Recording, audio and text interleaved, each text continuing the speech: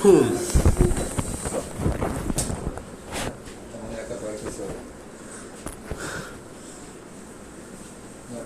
ya doctor, buenos compañeros, en esta ocasión un seminario me tocó evaluar mi vamos a hablar de el índice y después plata más, pero vamos a ver con una introducción cuáles son los casos clínicos que son más de la gente y que vamos a leer. Después de que haya explicado todos los conceptos de hebreo y ya lo que es ¿qué llega a ser en sí más bien el hemorragia digestiva? Que es una de las emergencias gastrointestinales más frecuentes.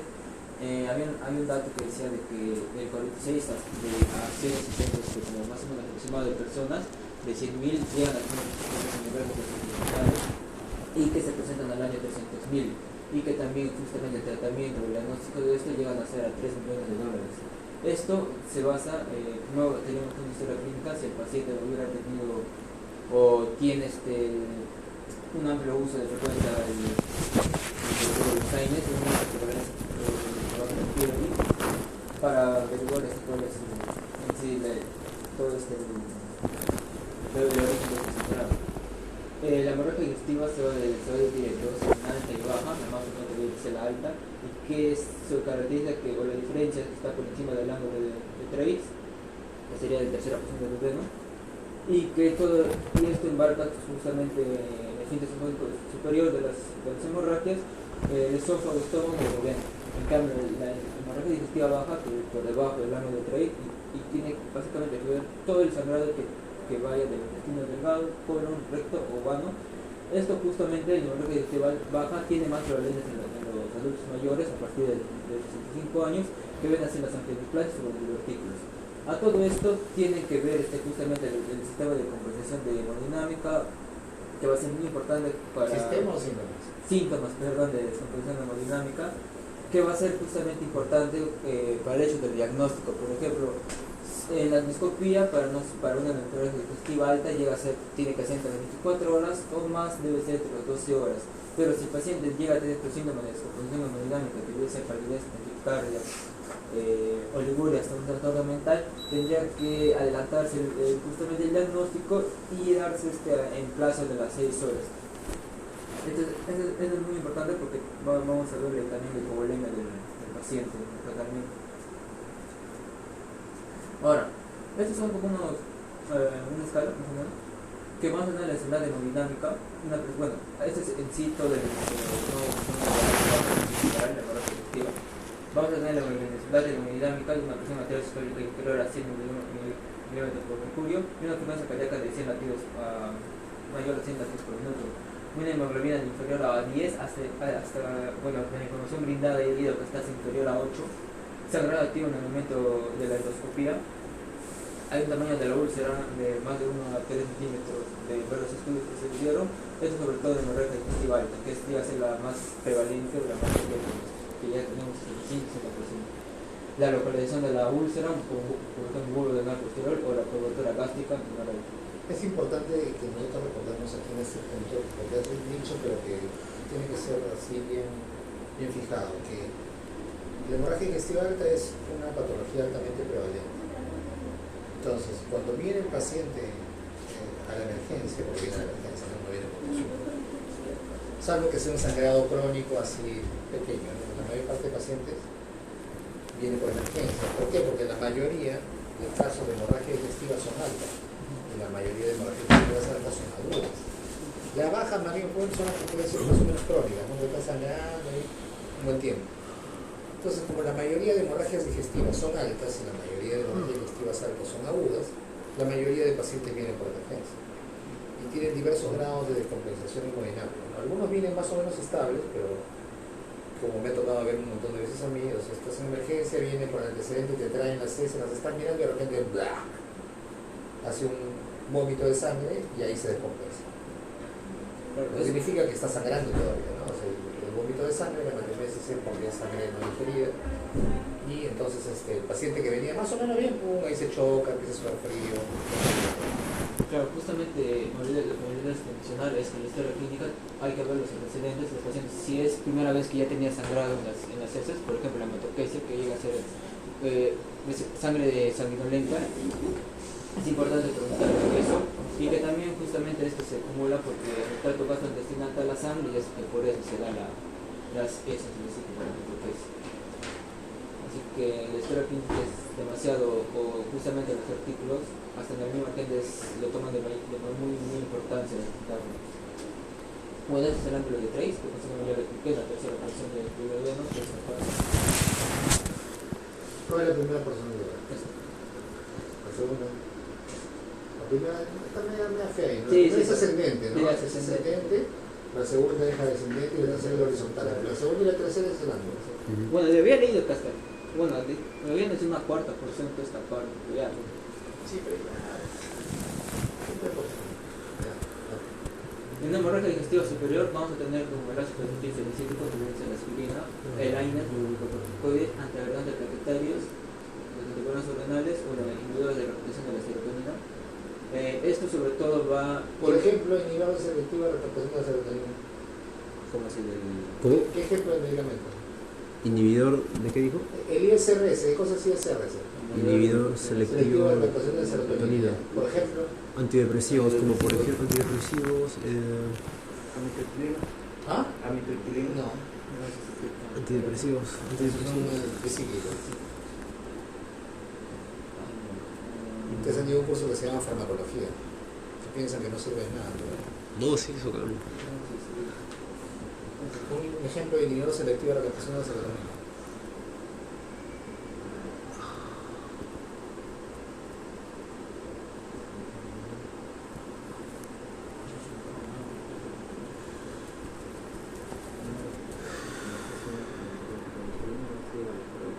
Un antidepresivo. Un antidepresivo. ¿Cómo Un antidepresivo.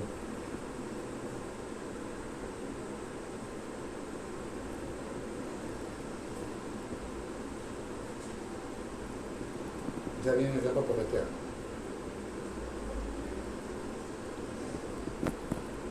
Un glucocorticoide. Dice ahí glucocorticoide. No, tú no, estoy preguntando.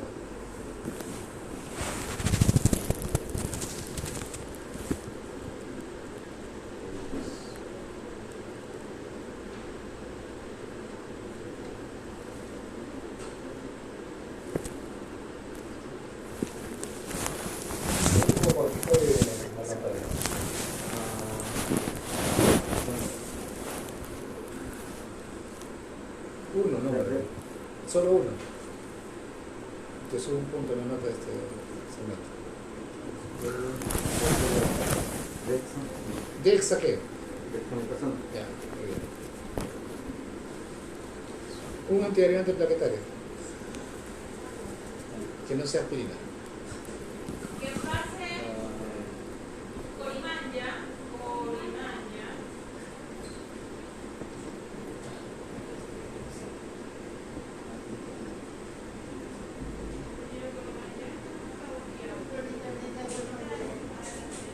Warfarina. ¿Ah? Warfarina. Warfarina no es un antiagregante. Heparina entonces. ¿Ah? Heparina. Clopidogrel, muy bien. Aspirina, clopidogrel, prasugrel, ticagrelol son antiagregantes plaquetarios. Un anticoagulante oral que no sea warfarina. Anticoagulante oral que no sea warfarina. Heparina no puede ser. Sí, pero no es oral. La heparina es parenteral. La normal y la de bajo peso molecular son parenterales.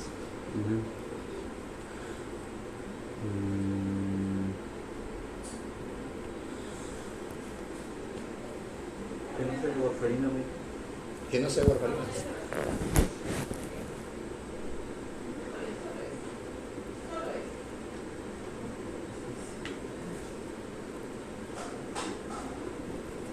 Bien, entonces, ¿cómo reconocemos?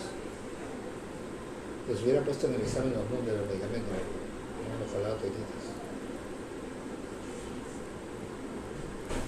¿No han hablado de antagonistas directos del factor 10 activado? Dabigatran. Sí, sí, sí.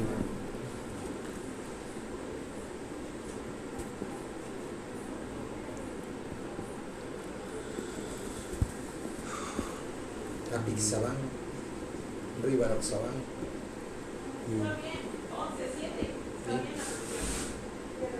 que son anticoagulantes orales, que no son antagonistas de la vitamina K. La warfarina es la antagonista de la vitamina K. Ahí en Estados Unidos usan además el acecumbenolol, pero acá no usamos solamente warfarina. El único antagonista directo, antagonista de la vitamina K. Y los otros son lo que llaman nuevos anticoagulantes. ¿Por qué acá no se utiliza? Porque no está disponible simplemente. Un montón de medicamentos no están disponibles aquí por múltiples motivos. Usualmente son económicos. Son medicamentos muy baratos y a nadie le conviene traerlos. Ah, Así es. Aquí no hay procainamida, por ejemplo. Es la primera elección para una arritmia supraventricular de alta frecuencia. ¿Por qué? Porque es barato, ¿no? No ganan menos. Así funciona nuestro país. y eso no se puede mandar a traer. ¿Importarlo? Sí, sí se puede. Pero ya ahí sale caro, pues. Ahí no les sale caro. Pierde el precio. Doctor, una vez nos mencionó que para tratar, nos había dado un ejemplo, si no me equivoco, fue la anemia, el seminario. Nos había dado un ejemplo una vez, si no me equivoco, fue el seminario de anemia, que para tratar una hemorragia también se tenía que usar, ¿cómo se llama?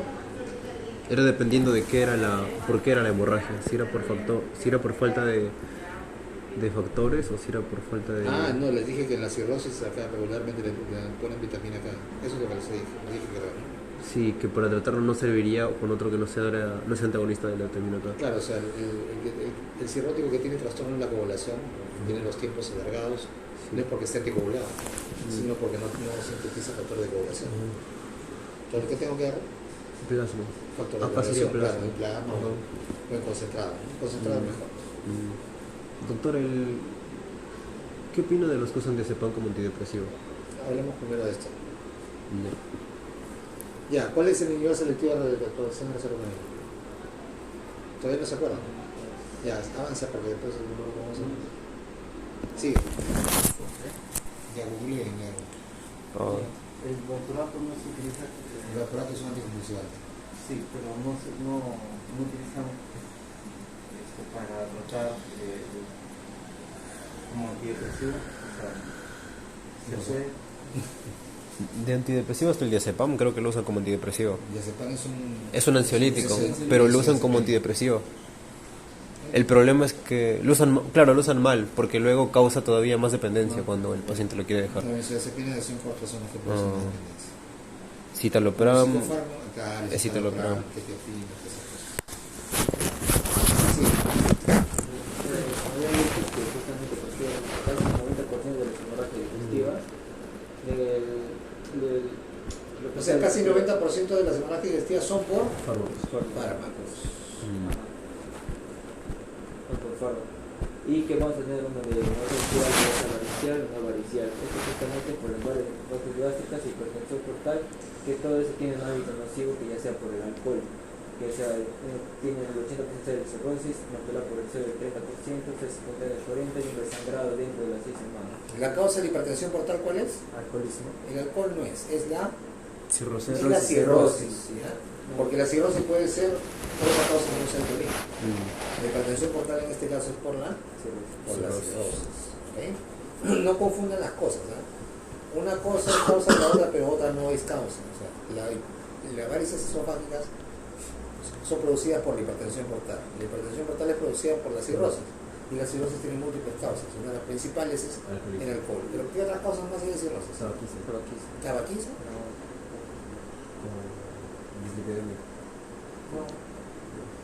¿No han hecho todavía patopatías crónicas o insuficiencia hepática? No. Ya, ¿qué saben en todo caso? Virales. No, eso le puede repetir a. ¿Qué otras causas más producen cirrosis aparte del alcohol? Drogas. Drogas, ya. Como que, bueno, tienen que tomar drogas por un montón de tiempo. Ya, bueno, ok. Como la Ya. heroína. Hepatitis C, por ejemplo. Hepatitis C, virales, hepatitis C. Hepatitis C, hepatitis B o C. Muy bien. ¿Qué más? Una estenosis o momento de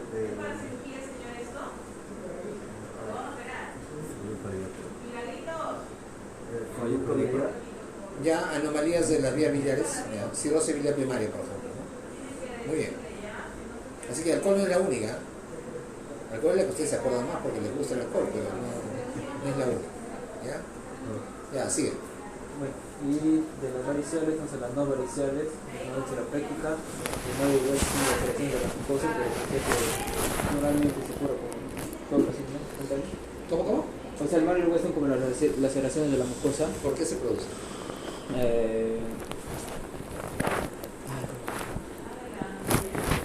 eres el expositor. Laceraciones de la mucosa.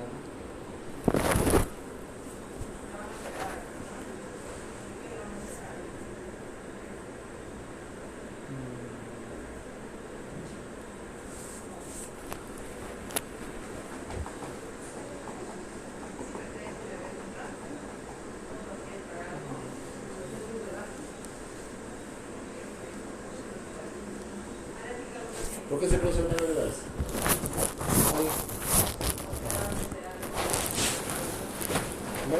Por el puje. Exacto, Por el puje. por hacer fuerza con glotis cerrada, por vómitos intermitentes o frecuentes. Se rompe la mucosa del esófago, en la unión esofágica superior, inferior. O sea, en la unión del esófago con el estómago se rompe y sangra. Hemorragia digestiva, no varicial. No es varices, no se rompe. ¿Qué más? Erosiva, esofagito, neoplasias y angioplasia y malformaciones vasculares. Ya, en angiodisplasias son malformaciones vasculares, pero del tracto digestivo alto, que son no tan frecuentes como sí lo son en el tracto digestivo bajo. ¿Ok? Ya, sigue. Estas son las principales causas, por ejemplo, de la hemorragia digestiva alta, que abundantemente debe ser por terapéutica, acá está el por Aspirina Waynes, consumo de comidas que causa dolor, síntomas nocturnos, historia de sangre del dolor Pirli, tenemos una gastritis o duodenitis por tuberculosis, ya me dio problema de los. ¿Ya te olvidaste qué significa ERGE? Sí, pero enfermedad renal, no, enfermedad. O sea, has hecho la exposición ayer y ya te olvidaste, pero no digo que ustedes son como yo y se olvidan. Enfermedad por reflujo gastroesofágico. Desde varices esofágicas, historia de cirrosis, intestino de hepatitis crónica, o hipertensión portal, síndrome de Mario-West, de los vómitos a repetición, neoplásias gastrointestinales, inicialmente por pérdida de peso, tabaquismo, consumo de alcohol, malformación arteriovenosa, sangrado de no doloroso en los 70 años, con historia de anemia crónica, esofagitis o úlceras esofágicas, con dispepsia difagia o de los pesos. ¿Ok?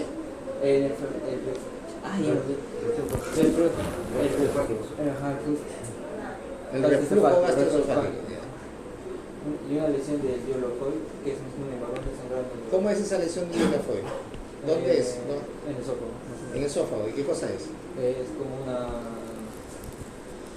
como fisura, exactamente, pero Fisuras. no ¿Seguro? sé, o sea, como A ver, Google. Lesión de la... Ya no te creo ya porque no sabes si vas a hacer.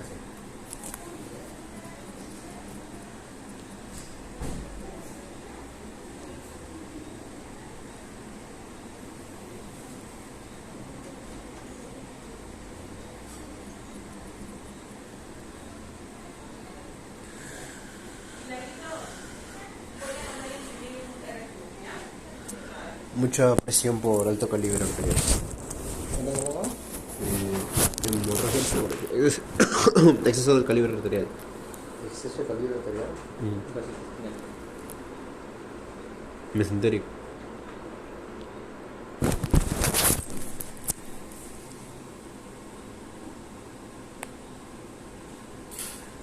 Una malformación vascular del tubo.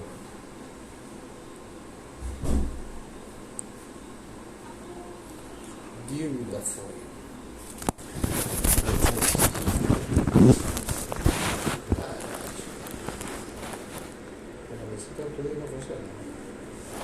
Lo pulmón.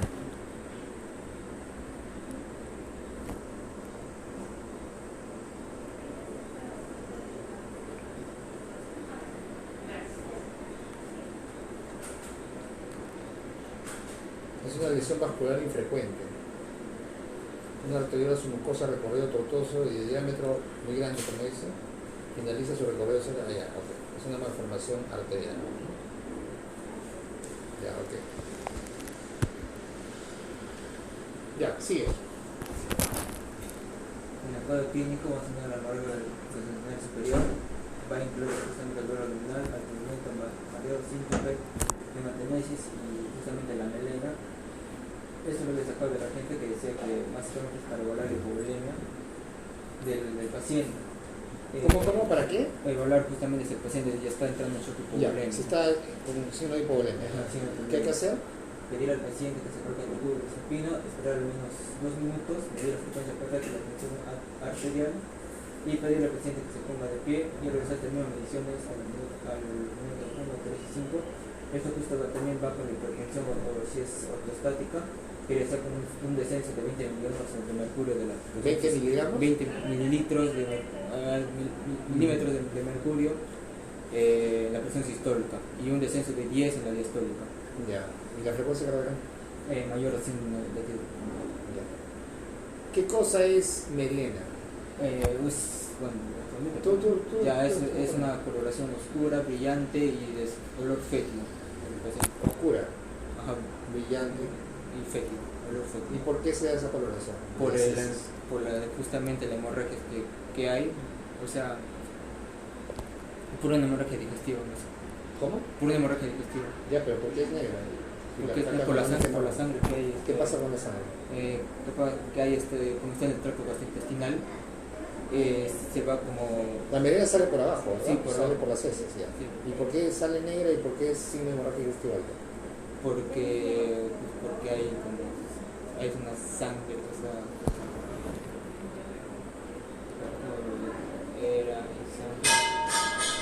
Y ahora sí, ¿ustedes qué quieren intervenir? Intervengan, respondan mi pregunta.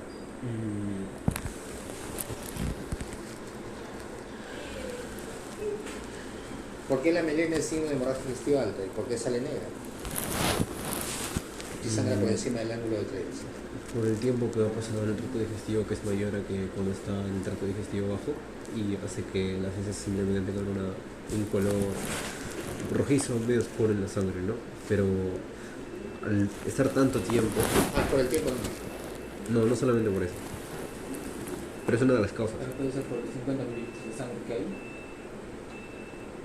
50 mililitros, no entiendo. O sea, que al estar en el tracto gastrointestinal, cuando dijeron que pasan de 6 a 8 horas, por el tiempo justamente, y que también hay, por ejemplo, algo de sangre de 50 mililitros en el tracto. Ya, pero eso no es la razón por la cual las heces salen negras. No salen negras. ¿Han visto alguna de melena? No creo. No. Aparte del olor particular, ¿no? El olor es bien particular, o sea, se siente, tienen que olerlo alguna vez. ¿Y por qué se digiere la sangre? La sangre pasa y se digiere como cualquier cosa, entonces el metabolismo de la hemoglobina y de todos los componentes de la sangre hace que cambie de color, que tenga un olor característico y que es una sangre digerida. A diferencia de la hematemesis, que está ahí, que es un vómito de sangre, ¿verdad? Es sangre no digerida. ¿Se acuerdan cuando hicimos la diferencia cuando hablábamos de hemoptisis y hematemesis? La hematemesis es un vómito de sangre no digerida. Cuando la hemorragia digestiva alta es muy profusa y avanza muy rápido, ya no sale como melena, sale como hematoquesia. Pero eso tiene que ser masivo. Antes que vean eso, pues está chocado. Creo que lo más común en la hemorragia digestiva alta es la hematequesia, la hematequesia. ¿Cómo? Hematequesia. ¿Qué pasa con la hematoquesia? Que sería como lo más común más en el hemorragia digestiva alta. No, la hematoquesia es hemorragia digestiva baja, es sangre rojo rutilante en las heces. ¿Y por qué se presenta en pacientes que ya están casi al borde del shock? Claro. ¿Qué cosa? La hematoquesia. ¿Has escuchado lo que he dicho? La hematoquesia se presenta básicamente en hemorragia digestiva baja. Cuando hay un sangrado digestivo alto, muy intenso, cuando sangra en mucha cantidad, la sangre pasa tan rápido que no tiene tiempo de digerirse y hacer la melena. Entonces vas a ver sangre rojo rutilante. Pero antes de eso el paciente ya está chocado. Claro. Eso es lo que estoy diciendo. No estoy diciendo que toda la hematoquesia es porque es el paciente está chocado. No. Entonces, hematemesis es un vómito de sangre, viva, roja rutilante, no digerida. Melena son las heces con sangre. El color, el olor, todo es porque la sangre ha pasado por todo el tracto gastrointestinal, ha sido sometida a todo lo jugo gástrico, todo. ¿Ok? Y entonces por eso tiene ese olor particular, ese color y todo. Y lo vamos a ver, hematoquesis es otra cosa. ¿Ok? Así que tienen que aprender a diferenciar los signos. Si no, estamos hablando de cualquier cosa. Ya, sigue. Y que a todo esto vamos a factores predictivos de hemorragia estival de melena, heces melanómicas en el examen de cara y hemoglobina inferior a 8. En el diagnóstico, por excelencia, vamos a tener la endoscopía. Y que si, este es el sistema más clave para identificar dónde es el origen del sangrado, y que si no se llega a dar a concluir justamente dónde es este mismo origen, llegaría a ser un esófago gastroduodenoscopía. El diagnóstico es para ver el lugar de dónde está sangrando. Pero el diagnóstico de hemorragia digestiva es un diagnóstico clínico. Sí, diagnóstico clínico. Pero este es más como para confirmar. Ese es para ver la etiología. ¿Dónde está? ¿Es una úlcera? ¿Es una lesión aguda de la mucosa gástrica? ¿Es una varices esofágica? Para eso es la endoscopía. Eso que está a la izquierda, ¿qué cosas son? ¿Los signos y síntomas del cuadro clínico? Sí. Voy a decir algo.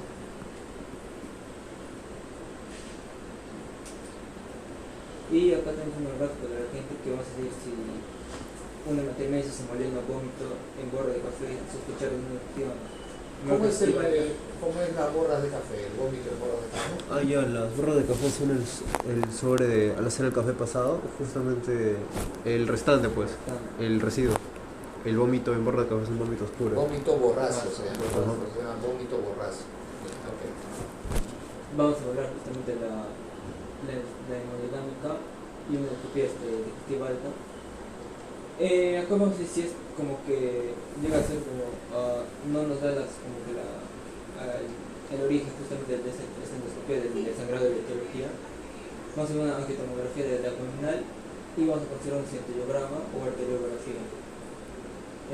Si esto nos confirma, vamos a hacer un tratamiento endoscópico clínico y vamos a ver si es una persistencia leve, podría ser una segunda endoscopía para darle el origen de esa etiología. Si es masiva, sería ya para una cirugía completa. Ya, no se metan con el tratamiento, ¿ya? Porque No, los libros de semiología, todo está más o menos bien, pero la parte de tratamiento es completamente desfasada. Sí. Ahora, la hemorragia digestiva inferior, debajo del ángulo de 3, del ligamento de 3, podría ser da una menor intensidad de la hemodinámica. Va a ser más frecuente en pacientes mayores de 65 años, que va a ser la causa más frecuente de displasias y vertículos. En pacientes mayores de ¿Qué es una angiodisplasia? varices en el intestino. Varices. Ya es una forma común de decirlo. Sí, es una malformación vascular, ¿no? O sea, displasia de los vasos. Angiodisplasia colónica es la causa más frecuente de hemorragia digestiva baja para cualquier pregunta de los exámenes de residencia. Es una pregunta bien frecuente de los exámenes de residencia. Le van a decir es otra cosa, pero no, es la angiodisplasia de colon. ¿Por qué se da, doctor? Es lo que acabamos de decir, es una malformación vascular. Simplemente por... Hemorragia digestiva baja. ¿Okay?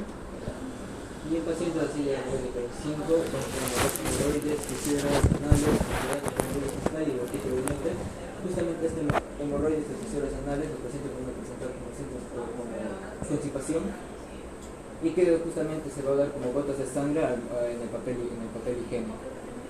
Entonces, hemorroides y fisuras anales. Van a afectar por 20-30% de las muertes digestivas y en el 80% de los casos van a provenir del colon. En la clínica vamos a tener una hematoquesia, rectorragia y melena. Melena no es exactamente del tracto digestivo bajo, ¿no? Sí, pero también es que lo decía que como que no es tan ni tampoco tan frecuente de que un paciente presenta melena. La melena es la crónica. es de hemorragia digestiva alta. Hematoquesia y rectorragia sí. ¿Cuál es la diferencia entre hematoquesia y rectorragia? Hematoquesia sería como esas con besos sanguinolentos. Y rectorragia. Rectorragia es Como mayormente sangre. Un ratito. Con una hemorragia justamente directamente del recto. ¿Y cómo vas a saber que no? Porque, bueno, está por... Sí, pero el paciente te va a decir tengo mis heces con sangre. ¿Cómo le vas a preguntar para saber si es hematoquese o es rectorragia? Cuando es eventos, clínicamente viendo la carta, como yo sé que es hematoquese o rectorragia. El color. Veo si son más heces o son más sangre.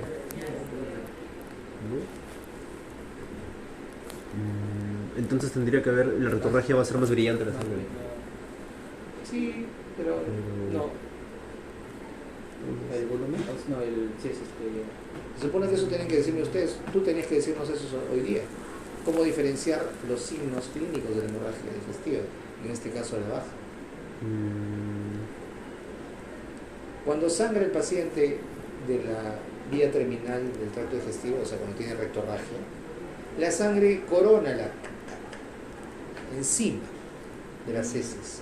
¿Ok? El paciente sangra, o sea, hace su deposición y termina, sangra y encima de las heces. Completa, rutilante. ¿Ok? Efectivamente, cuando se limpia, está rojo. Cuando es hematoquesia, que viene del tracto digestivo de dentro, la sangre está mezclada con las heces. ¿Ok? Entonces, es más o menos sencillo preguntar al paciente, ¿cómo es la sangre? ¿Está dentro de las heces? O tú haces la deposición y ves que hay un poco de sangre encima. Cuando te limpias, ves sangre en el papel higiénico. Así se le pregunta al paciente, para diferenciar la hematoquesia de la rectorragia. Ya cuando voy yo, ya obviamente pues no miro si hay hemorroide o cualquier cosa, ¿no? Pero eso después en el examen. ¿Cómo le pregunto yo al paciente? De esa manera. Yo tengo que saber que son distintas.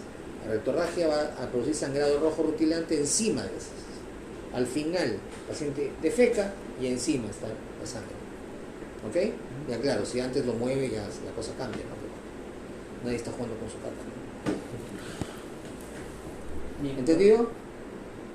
Eso tienen que decir ustedes cuando vienen al seminario. Cuando vienen al seminario yo solamente debo complementar algunas cosas. Llevan varias cosas que estoy diciendo y no sabes los conceptos.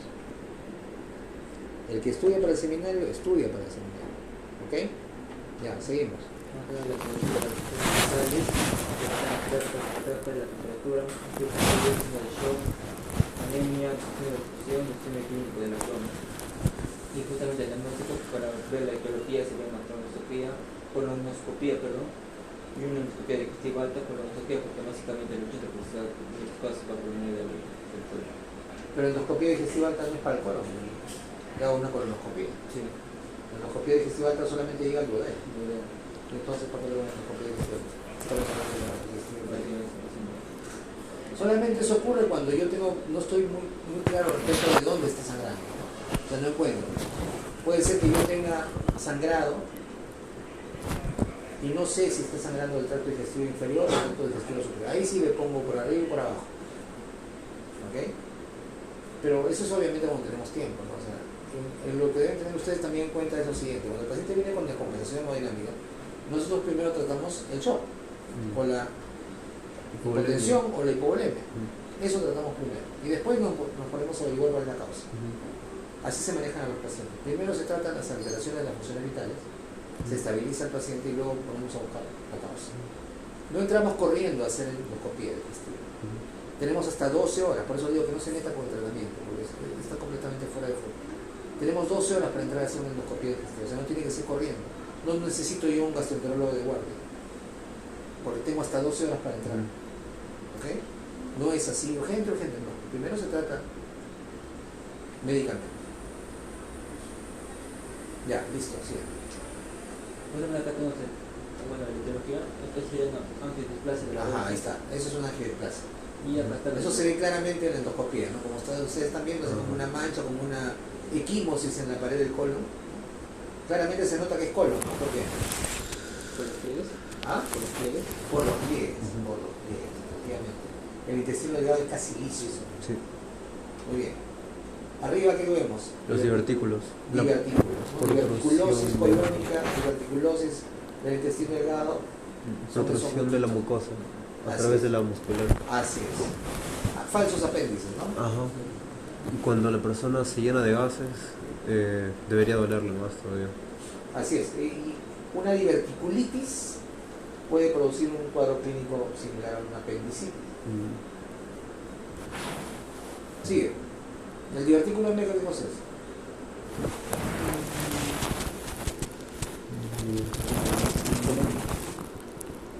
Un pólipo. Un pólipo. O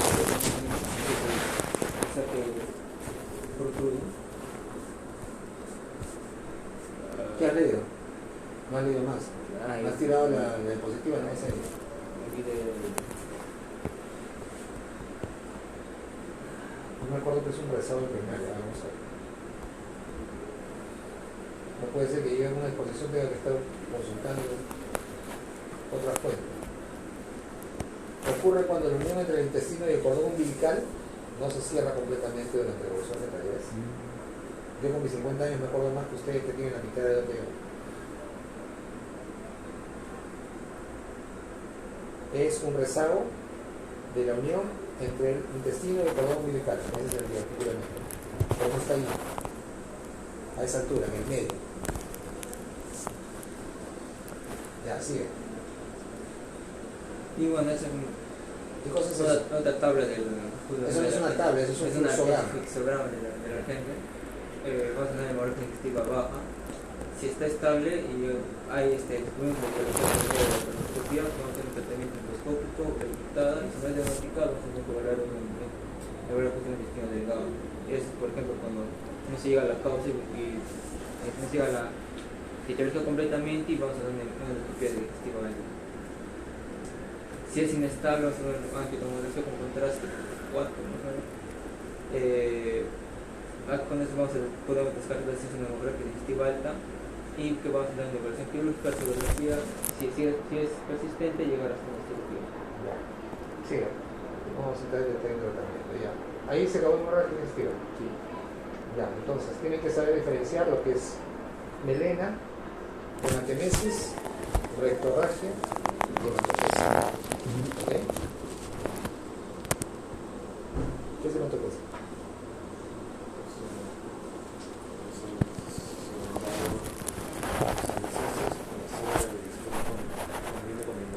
Mezclado, viene las heces con sangre, ¿no? Como con trazas de sangre dentro. ¿No han visto nunca? No han visto. Tienen que ver. Vamos a ir a revisar la carta de los pacientes. ¿Y la rectorragia? Es el sangrado en la parte externa del recto, pero con las heces, con la sangre sobre las heces. Encima de las heces, ya. ¿Y hematemesis? Es vómito con sangrado de las vías digestivas altas. Vómito de sangre, ¿no? De sangre no digerida. ¿Ya?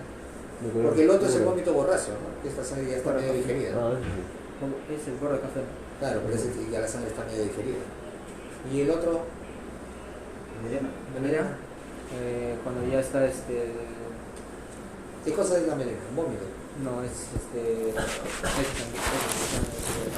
es con las características del péptido brillante, puro, y causar o sea, se digiere todo y pasa ¿Y es signo de? de hemorragia digestiva. Eso es lo más importante en este punto, porque en este punto nosotros estamos aprendiendo, ustedes están aprendiendo a hacer diagnóstico clínico. El paciente les va a contar, ¿no? Yo estoy vomitando, o estoy con heces negras, o estoy sangrando del recto. Y ustedes tienen que confirmar si el relato del paciente se corresponde con los hallazgos físicos. Tienen que aprender a diferenciar los signos y síntomas. De eso se trata este curso, no de vaporretear lo que está en el libro, y eso a mí no me interesa porque yo lo puedo leer por mí mismo. Yo quiero que ustedes aprendan, no que vaporreteen lo que está en el libro. ¿Ok? Ya. Ahora vamos a hablar de dolor abdominal, que podríamos hablar todo un año, pero vamos a dar un poco de tiempo. ¿Vale? Mira, estos son los casos clínicos. ¿Y los casos clínicos del...? ¿Lo resolvemos ahora o Claro, pues ya pasamos a otro tema, vamos a ver casos clínicos. Crisóstomo de 19 años. Crisóstomo. Crisóstomo de 19 años, que no da un litro de orina por día, sin todo medicina, con pura labor con fiebre y tos, se diagnostica por bronquitis aguda y comienza a recibir antibióticos y antiinflamatorios en nuestros videos con antitérmicos durante 7 días. Pasó ese tiempo, asiste nuevamente a la guardia de peticiones negras en las últimas 48 horas. Pide un episodio de vómitos con sangre 6 horas antes de la consulta. Refiere mareos al intentar mantenerse de pie. En el examen físico se le escapa tensión arterial de 90-60, frecuencia cardíaca de 110, hiperlidez de la mucosa, hemocromastia, arañas musculares y un aumento del tamaño de las carótidas. Va a dar un dolor abdominal y hemocromastia, la concentración profunda sin dolor en la concentración. Ya, está bien. ¿Cuáles son los antecedentes de importancia de este paciente? Hipertenso y... No, tú no. ¿Cuáles son los antecedentes de importancia de este paciente? Es hipertenso. Con medicación. ¿Qué más? Controlado. La fiebre. No, la fiebre no es un antecedente. Está recibiendo AINES. Está recibiendo AINES. Y además es Además es... bebedor frecuente. Yo no tomo un litro de vino por día, tomo un litro de vino cada 2 días. No son litros, son 750, tampoco, pero tomo con mi esposa. A mitad. ¿Ah? Pero dicen que es bueno, ¿no? Tiene, ¿cómo se llama? Bueno, Una copa. malo es algo. Una copa al Una día. copa ajá. del día, no un litro. El mundo no es ni bueno ni malo. Quítense esa venda de la cabeza, de los ojos. Las cosas no tienen solamente dos caras. ¿Cómo se llamaba este componente que tenía el vino? ¿Antecedente? Creo que sí, eso no tenía un nombre. Taninos, se llaman taninos. No, era otro. Ya, el paciente es un bebedor, ¿no? Frecuente. Es hipertenso, medicado, y le acaban de diagnosticar un proceso respiratorio y le acaban de prescribir antibióticos y AINES. Entonces, fíjense, ahí tenemos el alcohol y los medicamentos. La combinación de ambos termina en el cuadro clínico. ¿Por qué? Porque hemos visto que la causa más frecuente de hemorragia digestiva alta, ¿cuál es? Para Fármacos. en un paciente que ya tiene un poco de riesgo por estar consumiendo alcohol regularmente. O sea, el alcohol no solamente produce un efecto local, ¿no? Sino que además, claro, va a haber en este caso un sinergismo, ¿no? Sino que además va a disminuir la protección gástrica. Y entonces todo eso se suma, alcohol, más medicamentos, para producir la hemorragia digestiva alta, porque en 48 horas, en las últimas 48 horas ha tenido vómitos con sangre, o sea, hematemesis, y además heces negras, o sea, Melena. Entonces tenemos antecedentes, tenemos historia clínica y tenemos signos y síntomas, ¿no? O sea, hematemesis, melena y viene descompensado. ¿Qué hacemos con los medicamentos de la presión? ¿Le seguimos dando o le quitamos? ¿Los medicamentos de la presión? Él es hipertenso. Sí, en el april ya me lo piden bien. Esto no es del curso, pero es de manejo. Sí. Lo quiero que piense. ¿Reducir la dosis? Necesitamos por completo, se está descompensado hemodinámicamente. Este paciente es hipertenso y viene con 9,6. Está claramente hipovolémico. O sea que se ha pasado en el tratamiento. No se pasó el tratamiento, sino que está sangrando. Y sobre eso le está dando un medicamento que le baja la presión. Ah, ya.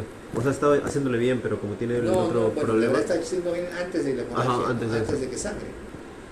Cuando un paciente, y esto es algo que no debería enseñarles a ustedes como alumnos, pero sí deben saber como médicos.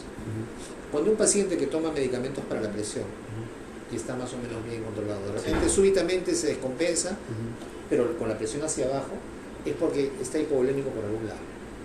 Usualmente porque está sangrando por algún lado. Y eso nos lleva a lo siguiente, que cuando un paciente está descompensado hemodinámicamente, por más que sea hipertenso, yo no le voy a seguir dando la pastilla. Se compensa El paciente solo. que se descompensa hemodinámicamente porque hace diarrea profusa, vómitos o porque sangra, en ese momento, mientras está descompensado, yo le quito los medicamentos de la presión. Cuando nuevamente se compensa el estado de la bulimia y empieza la presión a subir nuevamente, recién Se está controlando solo, por decir así. no se está controlando. ¿Cómo se va a estar controlando? ¿Es normal que sangre? No. Entonces, pues no pongamos cosas que no son. No se está controlando, más bien se está descompensando y el efecto del medicamento se está magnificando. Es como cuando a un diabético le da insuficiencia renal y ya no necesita tomar Claro, no insulina. es que está mejor, ¿no? Ajá. No está peor, ¿no? No, está peor, pero Lo mismo, ya sé. ya. Ah, vale. No se está compensando. Ya. No se está compensando. Ya, entonces el paciente que era hipertenso viene hipotenso claramente, ¿no? Que se ha sumado el sangrado más los medicamentos que estaba tomando para la presión y viene taquicardia. ¿Ok? Además tiene estigmas de estigmas de ginecomastia, araña vascular y de aumento de las parótidas, cirrosis. estigmas cirróticos, ¿no? Ajá. La ginecomastia es un hallazgo regular en los pacientes cirróticos. Las arañas vasculares ya les hemos dicho que tiene un LR bien alto para cirrosis. Y el aumento de las parótidas también es un signo descrito con frecuencia con los pacientes cirróticos. Hay otra más que es En la mano eritema, si no me equivoco. el eritema palmario, y hay otra más en la nariz. Se llama rinofima. ¿No les han enseñado en clase? Es que como todavía no hemos llegado. Ah, todavía no han hecho ya, rinofima. Que es cuando la nariz se pone grande, roja, y también tiene sus arañas vasculares. Eso es el rinofima. La nariz de payaso. Ya. ¿Ya? No, rinofima, telangiectasias, hipertrofia parotídea, ginecomastia, cirrosis. Alto grado de certeza que tenga cirrosis. Entonces, ¿de dónde habrá sangrado? Si tiene estigma de cirrosis. Alta. Bueno, alta sí porque ha tenido hematemesis y tiene melena, ¿no? Me refiero de por cuál ha sido la causa. Una cosa es si es alta o baja, otra cosa es ver la etiología. ¿Por varices esofágicas? Podría ser por varices esofágicas. Podría ser, si solamente pensamos en los medicamentos, podría ser por Estómago. eso se llama lesión aguda de la mucosa gástrica o gastropatía aguda que has puesto ahí. O sea, sangra, uno mete el endoscopio y ve que está sangrando todo en capa. No hay una lesión, no hay una úlcera. O sea, podría ser que este paciente ya tuviera hipertensión portal y sangra de unas varices. O podría ser que hace una lesión aguda de la mucosa gástrica por los AINES y los antibióticos que está recibiendo. Y además que todos los días le mete alcohol, ¿no? De la cirrosis ya ni vuelta atrás, ¿no, doctor? No. Es una alteración anatómica del hígado. Es como la insuficiencia renal, ¿no? Cuando ya tienes tú ya daño en la filtración, ya no hay vuelta atrás. Lo único que puedes hacer de repente es enlentecer la progresión, ¿no? Pero ya no vas a regresar a una función renal o hepática o cardíaca normal. Entrar ahí se espera, ¿no? Pues cuando el paciente ya tiene alguna insuficiencia crónica, renal, cardíaca, hepática, ya no hay vuelta atrás, eso es daño orgánico. ¿Okay? Eso es lo primero que uno debería atender, ¿no? Cuando uno ve al paciente ya tiene insuficiencia renal, ya uno debería tomar esas preparativas. Ese para mí es el diagnóstico principal. Si tiene insuficiencia hepática y cirrosis, para mí ese es otro diagnóstico principal. Los otros son secundarios. Ya, ok. Presenta dolor abdominal en epigastrio durante la palpación profunda, así que eso más bien me acerca a una lesión aguda de la mucosa gástrica, más que a la hipertensión portal. Porque si fuera por la hipertensión portal, ¿qué signos en el abdomen podría haber yo?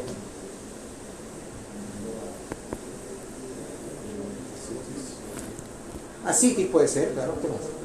Muy bien. Una más. Dame una más. Les puse un video ahí para ver. ¿Del indio? ¿Ah? ¿Del indio? ¿Cuál indio? Del indio. Circulación. La circulación venosa, ¿se acuerdan? El Hansen. ¿Cómo es el patrón de hipertensión portal? Abajo. De abajo hacia arriba. No, de arriba. Ah, no. No, sí, No, sí. había.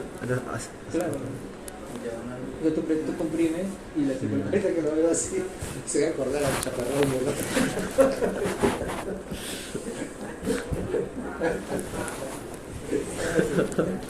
Cabeza de medusa, Ajá, de medusa, sí, de medusa. La gente sigue diciendo.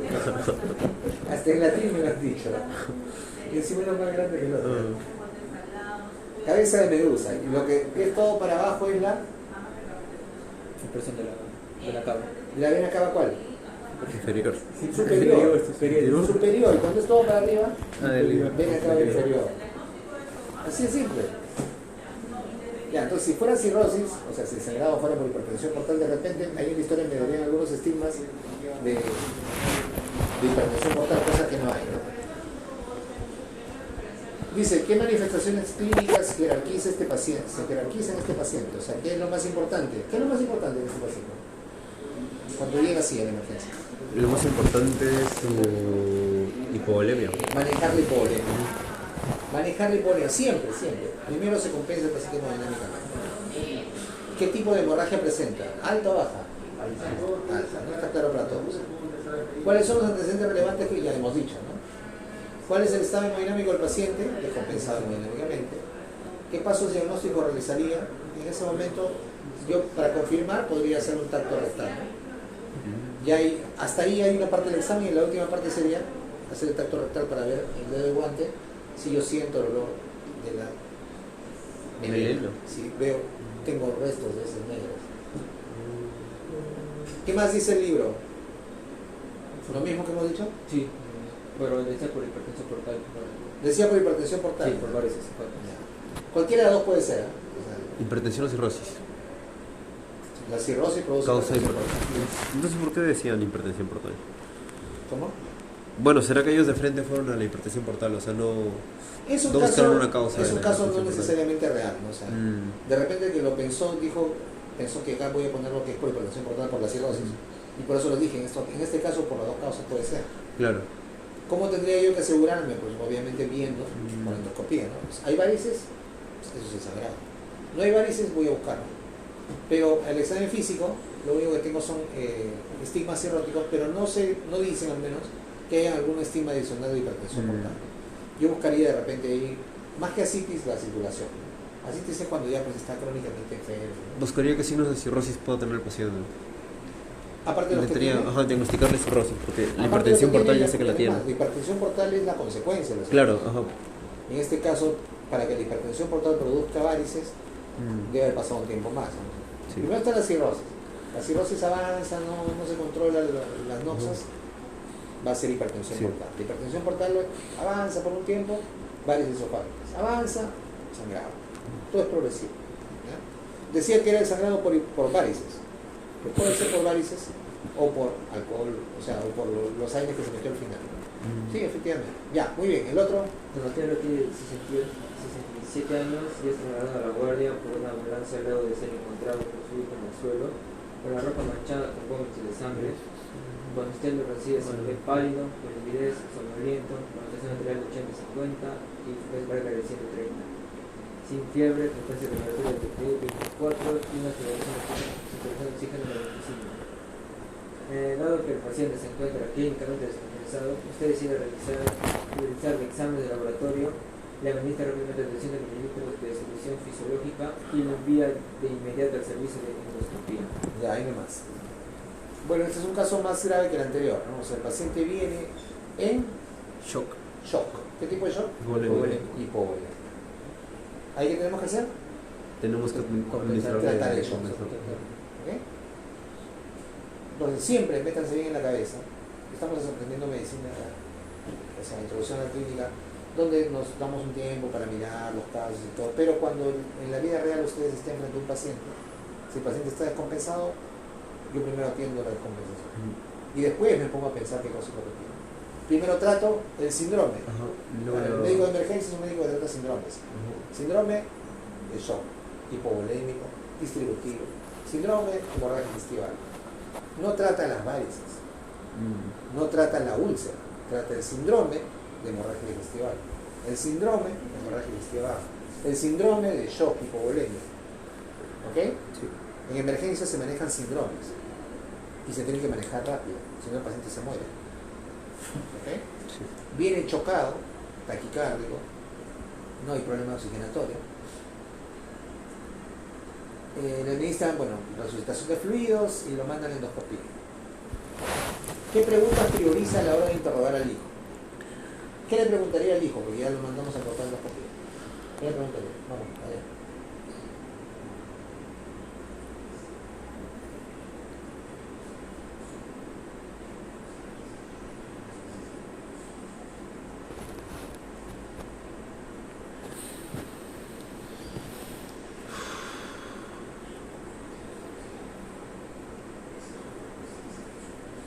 Marco Antonio, ¿qué le preguntarías al hijo? Así es la vida real, ¿no? Viene el paciente, está chocado, ya, y ahora, ¿cómo es la historia?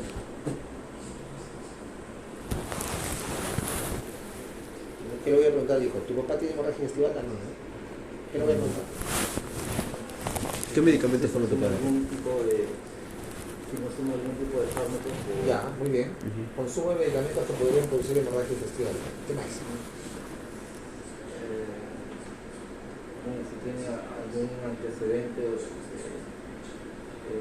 gastritis, Úlcera, ¿no? úlcera. Y episodio de sangrado previo. Sí. ¿Qué más?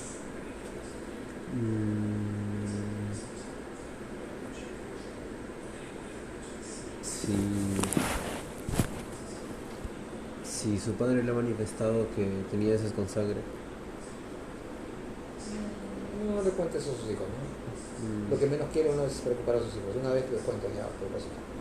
Una vez me saltaron y me quitaron varias cosas que tenía en mi carro, me saltaron mi mano, me quitaron mi computadora, mi electrocardiógrafo, no me acuerdo de cosas que tenía atrás en la maleta. Entonces el tipo que me asaltó me tiró un cachazo en la cabeza y me rompió el cuero cabelludo, ¿no?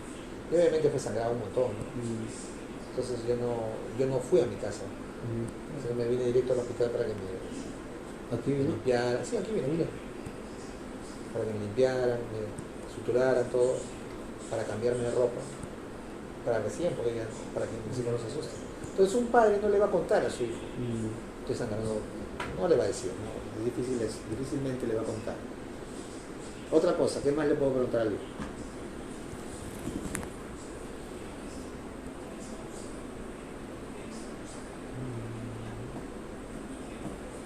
Lo que sí de repente el hijo se puede dar cuenta es si su padre consume alcohol con frecuencia, ¿no?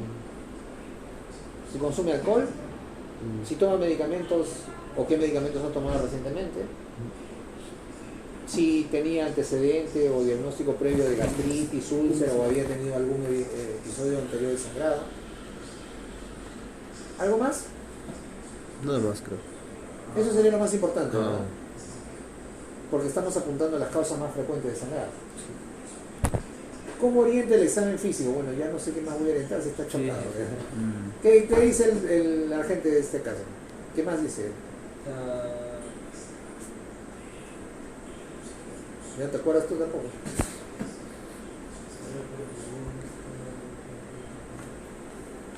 ¿La palidez? O sea, Pero ahí dice que está con pálido, ¿no? Se le ve pálido con livideces. somnoliento.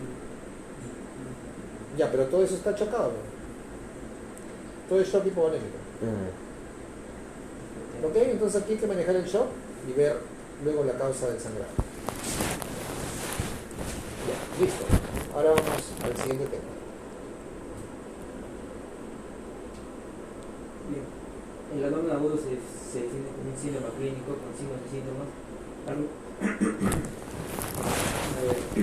Agudo referido al abdomen, el cual el dolor abdominal llega a ser el predominante.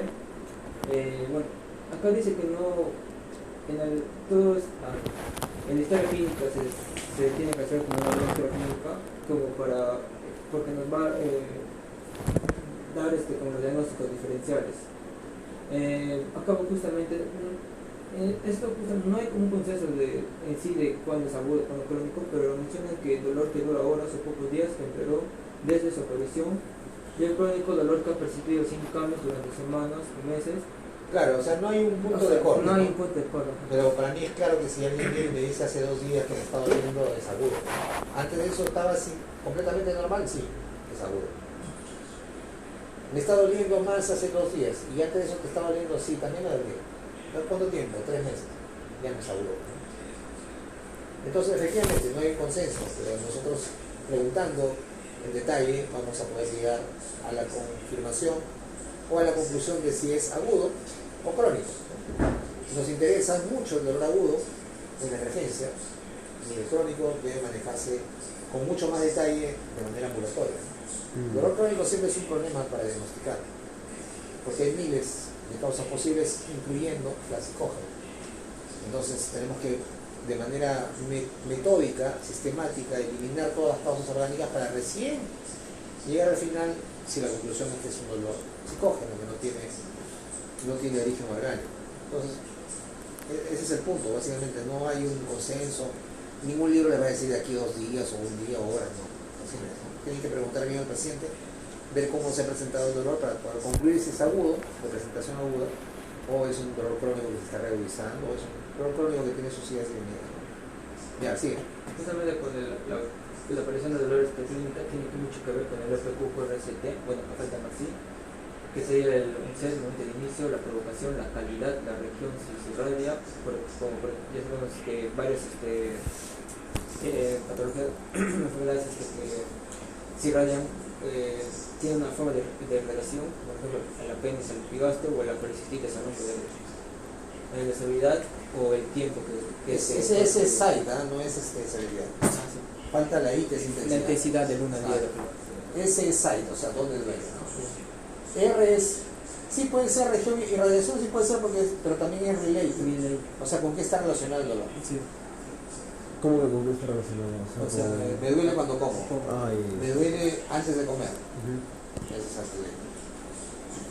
Ya, listo, vamos. Y acá teníamos dos tipos de dolores, que va a ser dolor visceral, que se obtiene en los órganos, justamente los órganos abdominales que son cubiertos por el periodinado visceral, que justamente tiene que lleva justamente el objeto registrado del dolor, que se ubican en la pared muscular de las vísceras huecas y en la cápsula de órganos macizos. El dolor parietal reumático, el peritonitis, se genera del peritoneal parietal y nervios espinales que abarcan los semios del tercer Z del órgano. El dolor referido, que es dolor viscerales que se obtiene a distancia del órgano afectado. ¿Y eso tiene que ver con? Como está con el... ¿Por qué hay dolor referido? ¿Que se irradia? No, dolor irradiado. O sea, dolor referido no es igual que irradiado. Distante al órgano que está afectado. ¿Por qué, por ejemplo, cuando, como les he mostrado, ¿no? ¿Por qué si yo tengo, por ejemplo, un dolor de colecistitis me puedo doler acá arriba? Por la fibra nerviosa ¿Qué fibras nerviosas? aferentes cerebrales. Aferentes, ¿no? Que transmiten el dolor y que comparten vías comunes a pesar de que están aparentemente tan lejos, ¿no? El dolor referido, ya habíamos hablado antes, nosotros cuando hicimos un repaso rapidito, ¿no? El dolor referido ocurre cuando el dolor permanece mucho tiempo, ¿no? Entonces ya no o a veces en su etapa inicial, como en la etapa de la apendicitis, ¿no? El dolor es referido a la región periumbilical, pero cuando ya se localiza el proceso, ahí vamos a ver el dolor en la fosa ilíaca derecha. Entonces, el dolor referido puede ser en etapas tempranas de la afección, como en la apendicitis, o en etapas tardías o posteriores. Así que hay que tener mucho cuidado, ¿no? O sea, interpretar bien las cosas que dice el paciente. Saber de que tenemos un montón de fibras aferentes que pueden compartir zonas anatómicas que están distantes realmente. Y eso ya lo hemos visto en la clase, hemos hecho un mapa ahí de los dolores referidos del abdomen, que se manifiestan en el abdomen y se van hasta el tórax incluso, o más arriba hasta el cuello, y a la inversa, los dolores originados en el tórax que se pueden manifestar en partes del abdomen. Ya, vamos. Y vamos a tener los orígenes intraperitoneales, o sea, dentro del peritoneum, y las extraperitoneales que están fuera, o sea, del tórax. Tórax, geniturinarias metabólicas, ¿no? Tenemos las torácicas, genitularias. Porfiria aguda intermitente es una pregunta frecuente en los exámenes de residencia. Paciente que tiene dolor abdominal intenso, tipo retortijón y no le encuentran nada. Diagnóstico diferencial, porfiria aguda intermitente. Le duele la abdomen. Bueno, entonces las inflamatorias, las mecánicas de las vísceras huecas, del peritoneum, o sea, del supramuscular, isquémicas y los traumatismos. Isquémicas, siempre, no se olviden, sí les había dicho, pero antes, no se olviden de que existe la trombosis mesentérica, que eso puede producir agudamente y rápidamente isquemia intestinal y muerte de todo el intestino. Y el paciente, si es un adulto mayor, usualmente se muere. Hay muchos factores implicados, uno de ellos que nosotros vemos con frecuencia en los cardiólogos es la fibrilación auricular. ¿Fibrilación auricular? Sí, pacientes con fibrilación auricular embolizan a la mesentérica y ¡pluf! Se nos murió un Y también puede causar una ACV, ¿no? ACV Sí, también. es otra cosa, estamos hablando de la nota. El paciente fibrilador puede hacer embolia a la arteria mesentérica superior y hace isquemia intestinal y se muere. Si no se dan cuenta rápido, se muere. Cuando era reciente me acuerdo que se nos murió uno. Así nos contó. No le hicieron caso. Ajá, Yo le dije no le hicieron caso a al usted. paciente mayor le dije, se murió. ¿Y cómo lo identificó? Por eso, fue por el dolor intenso. Nada más. Y era fibrilador. Dijo infarto entonces. El peritoneo se le va a ir a 76, se practican los primaria y secundaria. No calme el dolor, le duele, no encuentran una localización del dolor. Paciente con infarto mesentérico, le duele todo el abdomen, todo le duele. Y ya cuando ya está infartado el intestino, ya abdomen estable. Entonces, a lo largo de las horas le dolía por todos lados, empezó a ponerse duro, no le hicieron caso. Cuando le hicieron caso y lo metieron, ya fue. Porque justamente cuando hemos subido a la cama 15, cuando mandó a explicar, la paciente estaba con un globuloso, parecía que era citis, y cuando yo queríamos levantar, estaba dolor. O sea, solo estaba en reposo en el tubo dorsal. Estaba bien de la bahía. Y ahí se divide el paciente primario y secundario. El primario llega a ser una diseminación bacteriana, y la secundaria por una perforación de una víscera hueca llega a ser apenas. La peritonitis estás hablando. Ajá, de la peritonitis, bueno, agregando. De la peritonitis una víscera hueca, esa es la secundaria. Que se pone una perforación de la víscera hueca, que ya sea apéndice o policitis. Claro, la peritonitis bacteriana espontánea es por la translocación bacteriana en el paciente que tiene cirrosis, ¿no? Y en el sector médico va a ser una pregunta específica para las mujeres, que va a ser el último periodo menstrual, el último periodo menstrual normal, periodo menstrual anterior durante el ciclo, y también se debe preguntar sobre el flujo de sangrado vaginal, una dispareunia, dismenorrea, ya que se tiene una patología pélvica. Antecedentes de cirugías, bueno, esto vamos a hacer en inspección cuando vamos a una cirugía en el abdomen. Lista de medicamentos, alcohol, historia familiar o una historia de Ya mira, en las mujeres es bien importante lo que acaba de decir Flavio, porque el dolor abdominal, como yo les había anticipado esto cuando hablamos, ¿no? El dolor abdominal en las mujeres tiene que ver mucho con el dolor pélvico. O sea, los órganos pélvicos van a producir dolor referido al abdomen y entonces se nos torna bien complicado el diagnóstico diferencial en el caso de una mujer que tiene dolor, sobre todo en el abdomen inferior. Entonces ahí tenemos que ser bien prolijos en tomar la información que acaba de decir, del periodo menstrual, el régimen catamenial, el periodo menstrual anterior, cómo es la fórmula ginecológica, si hay antecedente o diagnóstico previo de endometriosis, patología relativamente frecuente en mujeres en fértil, produce dolor, produce cuadros o periodos menstruales muy dolorosos, ¿no? Produce dispareunia, produce dismenorrea, la endometriosis, ¿okay? Que además es causa infertilidad en mujeres. Entonces, mucho cuidado cuando son pacientes mujeres, hay que hacer una historia ginecológica completa.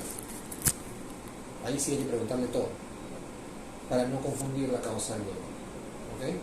Ya, dale. Y vamos a hacer la evaluación abdominal del dolor justamente en condiciones especiales, población de edad fértil, como son los pacientes, si hay una prueba de presencia de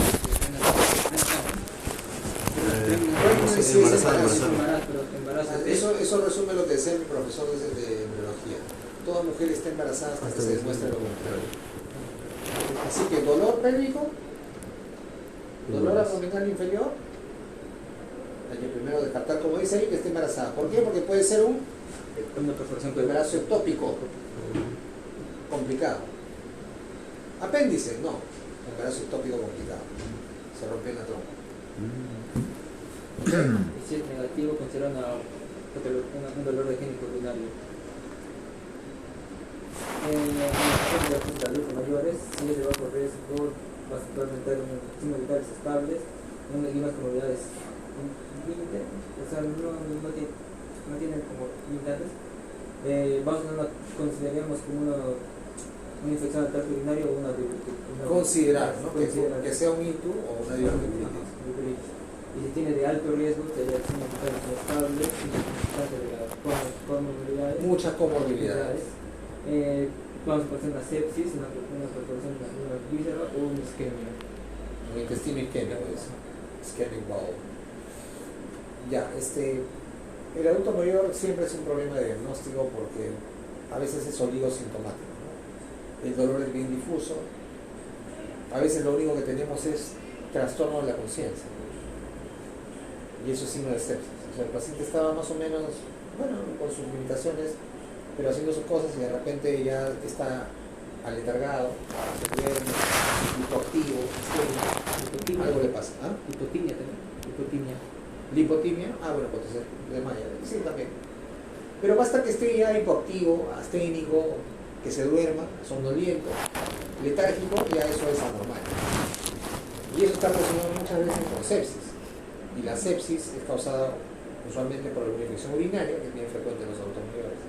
O bueno, por estas cosas mayores que ya son realmente emergencias, ¿no? Que se perfora una víscera hueca, que tenga un intestino isquémico, pero tendríamos que buscar algo que lo predisponga a tener este tipo de patologías. ¿Ok? Ya, sigamos. En el examen físico vamos a tener la infección del abdomen debido a la tensión a la posición calor del paciente cuando siente dolor. Por ejemplo, no sé, en una peritonitis el paciente está recostado de rubio universal, o si tiene un cálculo renal, el paciente está como inquieto, no cesa el dolor. La inmovilidad estricta es típica de un paciente con peritonitis, mientras que el paciente cólico biliar renal se retuerce sin agonía.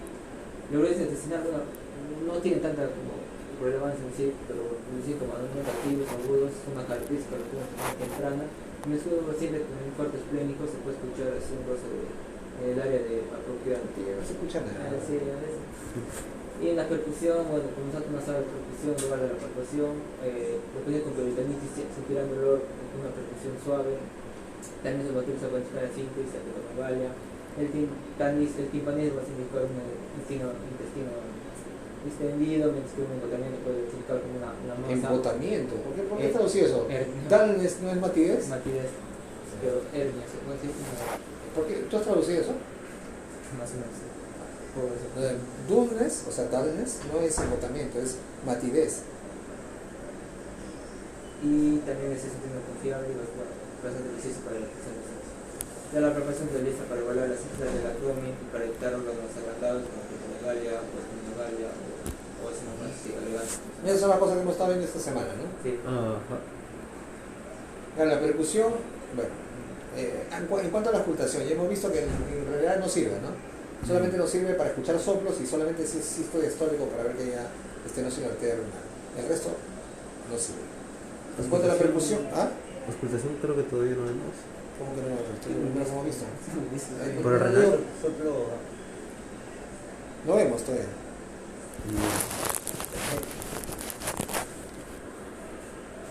Ya, espera, regresa. En cuanto a la percusión, cuando hay dolor, solamente nos sirve para confirmar el área del dolor, ¿ya? Porque si un paciente está con dolor no le voy a percutir el hígado, ¿no? O sea, la vibración, el peritonitis es peor todavía, ¿no? Solo la vibración le va a doler, ¿no? Un ratito que estoy percutiendo el hígado, el vaso, el hígado, el vaso. No lo voy a percutir. A lo mucho lo voy a tocar en el área y se acabó. Tienen que usar inteligentemente el examen físico. Si el paciente se está retorciendo de dolor, yo haré la mínima cantidad de maniobras que vayan dirigidas a confirmar mi diagnóstico clínico. No puedo estar haciéndole todo lo que dice. O sea, por eso es que nosotros no aprendemos a hacer semiología en emergencia. Porque en emergencia yo tengo que priorizar las cosas más importantes. Aprendemos a hacer semiología en el piso. Cuando tenemos tiempo, el paciente está tirado en su cama, ¿no? Todos los días van y le preguntan lo mismo. Okay. Pero no en emergencia. Aprendemos ahora aquí en el piso cuando tenemos tiempo para que luego podamos ser selectivos para poder recabar la información necesaria en el momento que tengamos que priorizar. Por tiempo, porque el paciente está grave, y por cuestiones prácticas. El paciente está que se retuerce ese dolor y no un ratito que te voy a preparar el páncreas. No. Así no son las cosas. Entonces, la percusión cuando un paciente tiene dolor, usualmente la vamos a dejar al final o de repente ni la vamos a utilizar, ¿no? Más bien nos interesa sí la palpación, ¿no? Para ubicar el lugar donde está el dolor si se puede y para ver otros signos que ya habíamos visto ayer y que de repente vamos a ver más hoy día. Sigue. Bueno, este es un tipo de dolor cólico, constrictivo, urente, laxante, fulgurante, calcificante, taladrante, parasivo, desgarrante, de abuso positivo, solo, errante, asco, de hambre, Errante. ¿Cuál es eso? dolor De hambre. Hay una categoría que es dolor de hambre. ¿De dónde salió eso? no sé, lo encontré así muy gráfico, pero creo que de acá no me importa. No me puede decir, no sé. tú eres el que está exponiendo, tú eres el que está haciendo el seminario. ¿Cómo vas a decir, no sé? O Tampoco sea, me vas a agarrar de Wikipedia ni el Rincón del Vago. o sea, esto como que no yo también he buscado los artículos y no lo menciono, más o menos. Justamente no lo menciono porque no es algo científico, o sea, entonces no tienes por qué ponerlo. Entonces, ustedes son médicos o van a ser médicos en algún momento, espero. Entonces tienen que empezar a utilizar fuentes académicas. ¿Quién será el Velasco? Un cachero seguro, que solamente busca los guachos para probarles el examen. Nosotros enseñamos medicina para que ustedes aprendan medicina, no para que prueben el examen. Aunque lo primero tampoco lo están cumpliendo. Pero cuando van a buscar una fuente, que sea una fuente académica. Si van a sacar un gráfico, que sea un gráfico académico. Hay un montón de información en internet, la mitad es basura. Y no podemos utilizar esa información alegremente porque está por ahí. Menos en un seminario donde hay un médico que está evaluando. Y menos para nuestros propósitos académicos. Yo no les pongo guachos por ahí. Los videos que les pongo, trato de revisar varios, el que sea más apegado a lo que estamos haciendo. Porque hay un montón de videos, ¿no? De todo. Pero no sirven. Tenemos que seleccionar las fuentes académicas. Ese gráfico no está de acuerdo a lo que necesitamos en un seminario, no para todos. Para la próxima. Ya, siguiente. Me cuestan las fundaciones profesores de los puntos. Son puntos de la periodo final donde una presión digital del índice, causa de dolor, tendencia a hacer una reacción peritoneal. Vamos a tener acá el Murphy, vamos a tener el McBurney, o el Morris, o el Monroe, o vamos a tener el Lance, bueno, el McBurney de la ingeniería para eso. Tiene el superior, el ombligo, de los 2 tercios, y del Murphy, perdón, de la cintura de la axila hasta el ombligo, y tenemos acá El lugar donde se intersecta con el borde costal. Ajá, el borde costal. No van a estar rayando al paciente, ¿no? Así como pues, no enseñando. Acá tenemos el Crosby, el llamado apéndice izquierdo de la vesícula. En la curva izquierda, ¿no? Acá el McBurney, el apéndice izquierdo. Y acá tenemos el Lance, acá está con el triángulo apendicular.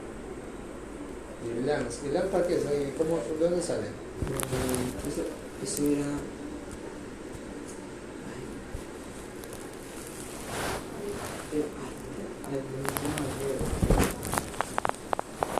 ¿Qué? ¿En la clase? Sí. ¿Qué es el Lance? ¿Cómo se ubica y para qué sirve?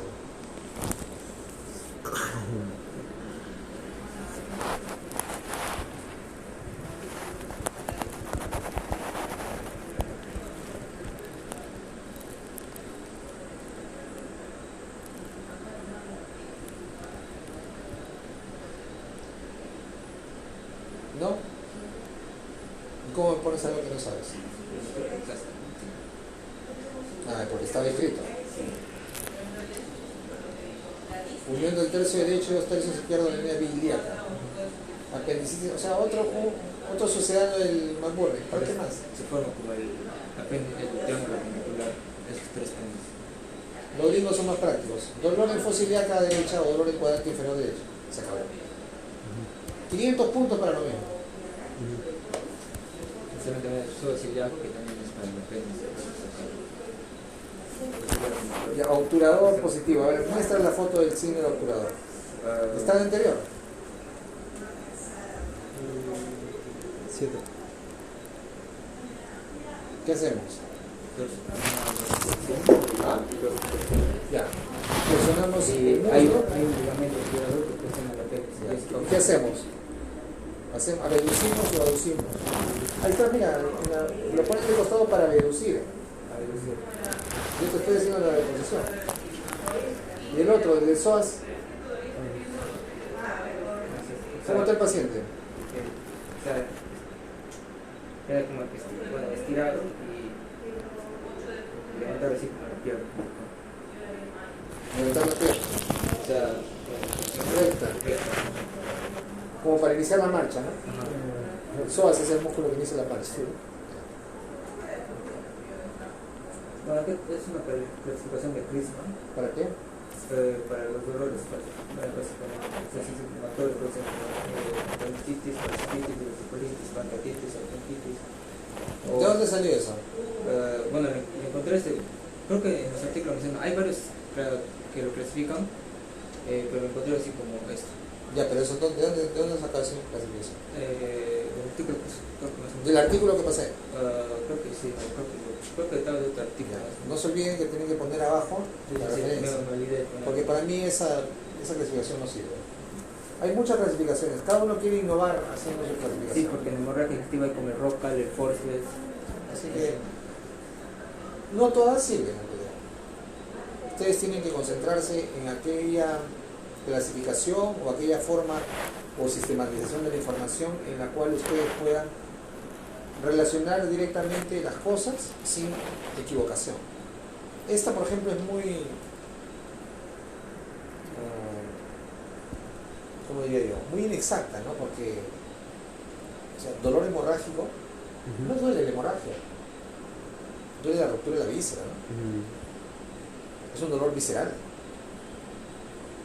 Dolor perforativo duele la víscera, es un dolor visceral, ¿o no? Sí. Así que nuestra clasificación de 3 es la mejor que hay: parietal, visceral y raquidio. Eso aplica para tórax y para abdomen. Es una clasificación fisiopatológica que engloba todos los tipos de dolor que ustedes puedan ver en cualquier proceso de dolor abdominal, ¿no? Así que yo creo que esta no sirve. Dale. Acá lo más importante. El dolor abdominal por la presión de la peritonitis, vamos a una rigidez del abdomen que va a ser de 3.7. Bueno, una percusión también, pero acá lo más importante viene a ser la rigidez con 3.7, pero de negativo si tenemos un 0.7, o sea, algo que nos puede... No sirve. O sea, si es que no hay, no me descarto.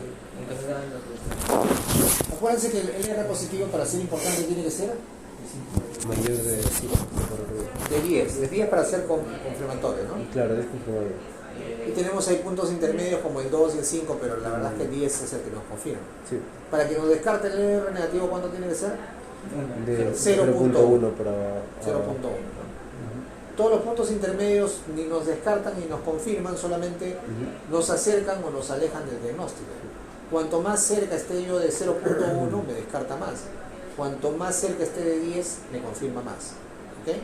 Entonces, ahí vemos que, por ejemplo, ustedes tienen que aprender a leer estos cuadros de evidencia con inteligencia.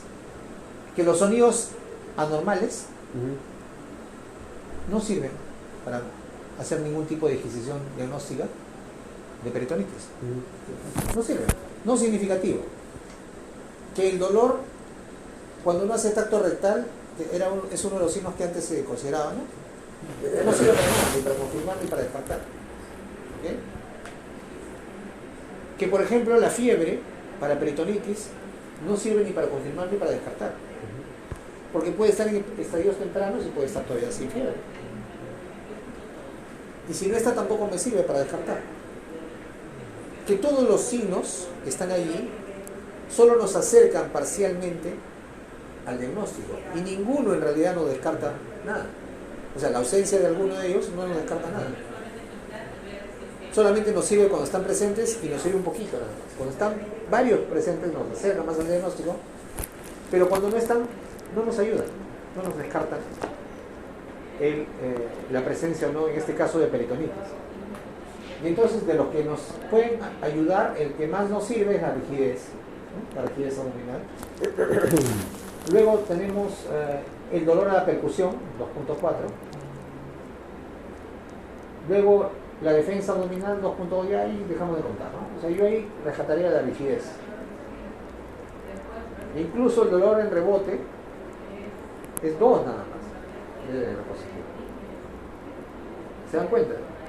O sea, si nosotros estamos pensando que un paciente que viene por un cuadro de dolor abdominal y que nosotros tenemos que hacer la disquisición, si es un abdomen agudo quirúrgico o no, si va a requerir una intervención o no, si se va a quedar en la emergencia o no, hay muchas cosas que debemos tomar en cuenta. Podríamos tener signos no muy claros y eso no me descarta que el paciente tenga ya un problema abdominal en curso. ¿Qué tendría que hacer yo en ese caso? lo aguanto un rato. Lo dejo 6 horas en observación para ver cómo evoluciona. Es como el apéndice también, ¿no? Se le deja 6 horas. Pues claro, Por, 6 horas lo dejo en evolución, a ver cómo va. Se localiza el dolor, la clínica que ahora no es evidente se hace más evidente, aparece el rebote. De ahí sí, con ganas, sí, entro. O, dependiendo del grupo etario, le hago un examen de imagen, ¿no? En los niños, por ejemplo, ecografía, en los adultos, tomografía. Pero tiene que ser costo efectivo, porque cuando estoy, por ejemplo, ante una mujer y no tengo una historia clínica clara, y los datos ginecológicos no me ayudan, de todas maneras me tengo que apoyar en un examen de imagen. Si yo veo líquido o algo raro, entonces se va a tener que quedar para mirar. Como algo, hacer un paréntesis, ¿no? Algo que me pasó. Yo tenía tuve hace unos par de meses un dolor agudo en el abdomen, un cólico fuera. Pero eso fue improviso. Recomiendo para la puta. Quiero pasar lo del niño guerra. Y bueno, fui a emergencia y en madrugada y la noche ni siquiera me revisó nada. Me dijo que tenía dolor abdominal. Me mandó mi tramador. Ah, tramador encima de eso. Sí, tramador y nada. O sea, ni siquiera hizo lo que usted nos está. Es más, ni siquiera me tocó. Y yo creo que me tocó. Tú me dejas de todo. Sí. Ahora te vamos a tocar el bueno, en la apendicitis también las vacunaciones de 64 es lo que más volumen es el de 3.2. Claro, fíjense ustedes, a los signos solos no son muy importantes. Miren, McBurney 3.4, bueno, pero o sea, no es ni siquiera 5. Todo el resto son menos de 3. 1.8 el dolor en el cuadrante inferior derecho. El Rousing, que a ustedes les gustan dando los nombres, 2.3. El signo de psoas, que tanto le están mirando, 2. El signo de obturador no sirve. Ahí está, no sirve. En eso. No sirve ni para diagnóstico positivo ni para excluirlo cuando no está. No sirve. Ah, esa es otra cosa.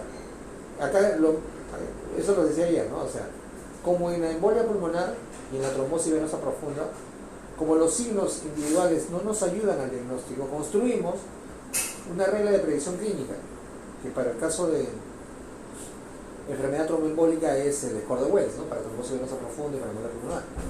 Y en el caso de la apendicitis, el score que nos sirve para acercarnos o aumentar la probabilidad de que tenga el paciente apendicitis es el score de Alvarado, que tiene otro nombre también por ahí. Bueno, ya, pero es conocido como el score de Alvarado. Pregúntenle a los cirujanos si lo usan o no. No lo usan. Ellos creen en su intuición. Entonces, así entramos en un plano de que la medicina es algo esotérico, ¿no? A mí me parece, yo pienso, yo creo. No, no es así. Si yo no tengo el cuadro clínico completo, para poder hacer un diagnóstico de patrón, utilizo el diagnóstico probabilístico. Y para hacer un diagnóstico probabilístico yo necesito reglas de predicción clínica. Si los signos por sí solos no me sirven, como es este caso, utilizo herramientas completas como el score de Alvarado. Fíjense, el score de Alvarado cuando tiene 4 puntos o menos, su LR es 0. o sea, Descartado. descarta completamente la medicina. ¿Ok? Entre 4 y 40, perdón, entre 5 y 6 puntos No vale. no sirve, justo en el punto medio, ¿no? Ahí tenemos que hacer otra prueba, o lo esperamos, o lo aguantamos, o le hacemos un examen de imágenes. Justamente ese es el grupo de pacientes en los cuales uno tiene que hacer un examen adicional. Cuando tiene 7 o más, 20%. nos aumenta la probabilidad un poquito, pero no mucho. Entonces, ¿para qué me sirve exactamente el score de Alvarado? Para Para ayudar. descartar si es que tengo un puntaje de 4 puntos o menos. Con toda seguridad digo, este no tiene apendicitis en tu casa. O bueno, no es quirúrgico. ¿Ok? Entonces, para eso nos sirve la regla de predicción clínica. Cuando los signos individuales no son suficientes para poder sustentar un diagnóstico, pues yo uso reglas de predicción clínica, ¿no? Junto varios signos, síntomas. A veces algunas reglas de predicción utilizan algunos resultados de laboratorio. Y con eso yo puedo tener una predicción más exacta. En este caso, en el score de Alvarado, básicamente nos sirve para excluir, ¿no? 4 puntos o menos, yo excluyo el diagnóstico de apendicitis. Ya, sí.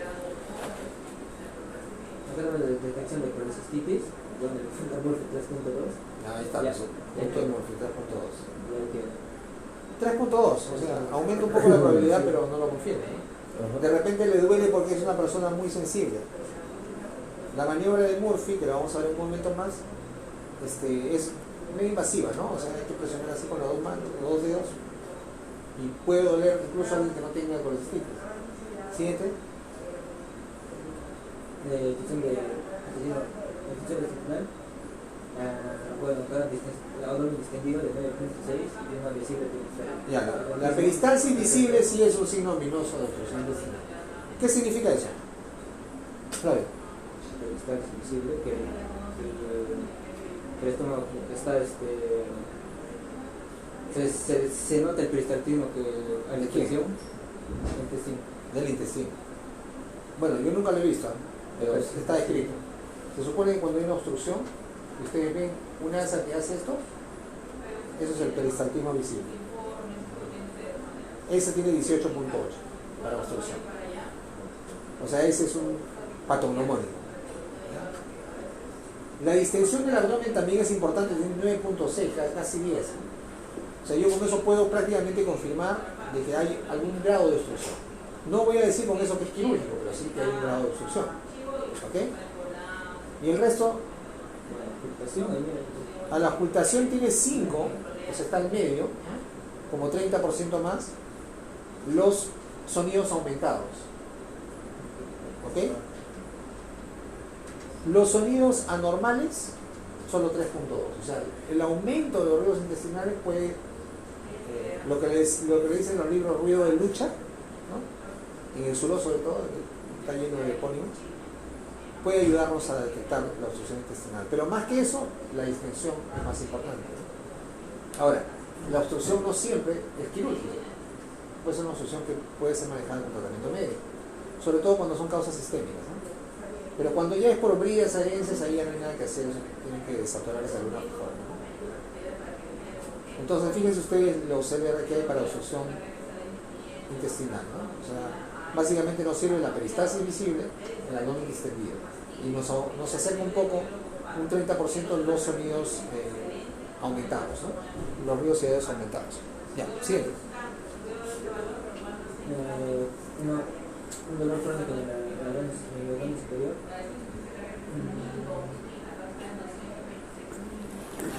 ¿Qué tiene que ser el abdomen positivo? Cuando hay detección de la membrana de dolor. Entonces, ¿Cómo? o sea, un dolor positivo cuando se detecta el dolor, o sea, dolor abdominal detectado por una víscera. O sea, por una víscera.